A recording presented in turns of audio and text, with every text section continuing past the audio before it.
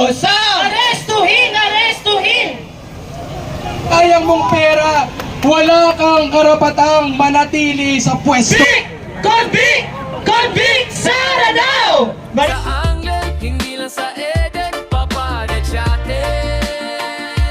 Live sa kalsada, pinapakita kung saan may sobra. Sa batas, nakakagigil ang mga politikong inutil gaya ni Bato at ni Sara Duterte kasama ni mga kaalyado nila sa Kongreso na ginagawang sarap buhay na rewards ang kanilang posisyon at ninanakawan ang ating gobyerno.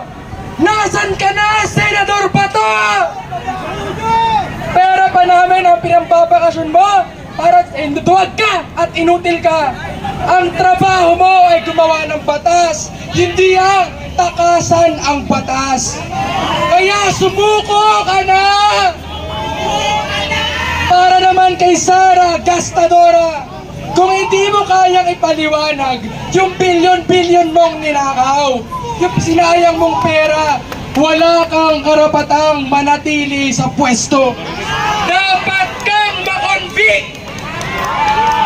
Linawin natin na tayong kabataan, hindi tayo nandito para lang makiusap ng mahinhin. Tigil tayo para sa kababayaan ng pamahalang ito dahil ang resibo ay ang pagnanakaw ng mga yan. Hindi tayo papayag na ang kalayaan ay maging pribilehiyo.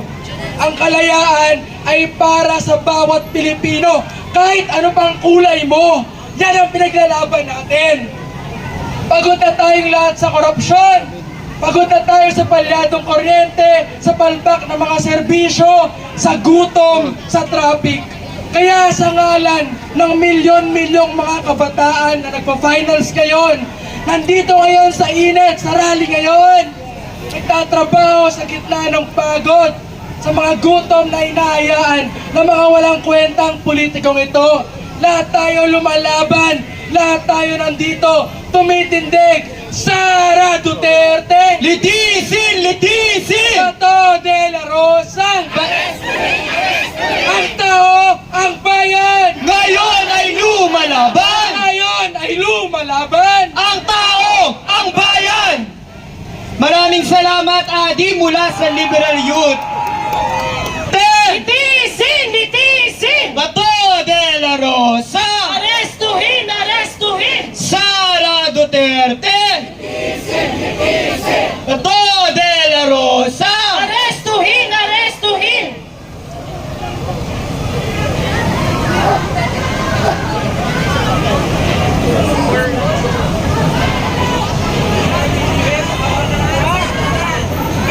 Mga kasama naway, hindi lang ito ang pang-unang beses na magkakaroon po tayo ng ganda balahura ang konstitusyon!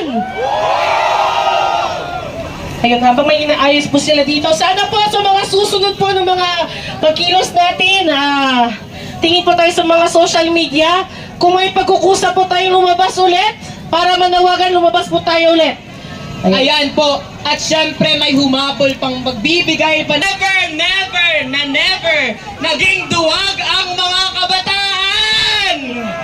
Kaya tinatawagan namin mula sa Youth Against Kurakot Coalition kasama ang Angel upang magbigay ng kanyang mensahe. Palakpakan natin si Angel! Convict! Convict! Convict! Sara now! Convict! Convict!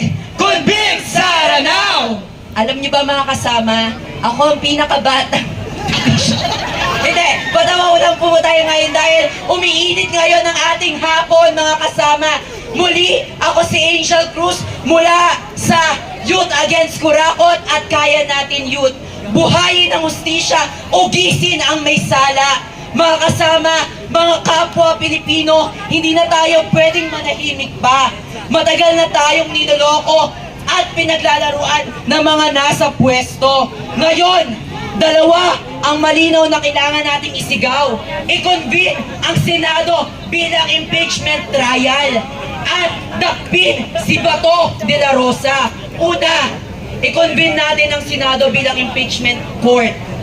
Nasa harap na natin ang impeachment complaint, ang article of impeachment ni VP Sara. Hindi ito chismis, hindi ito fake news.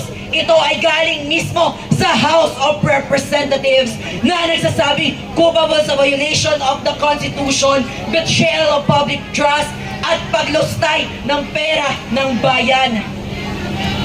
Ano ang ginagawa ng Senado? Natutulog, nagpapaligoy-ligoy, ginagawang campsite ni Bato.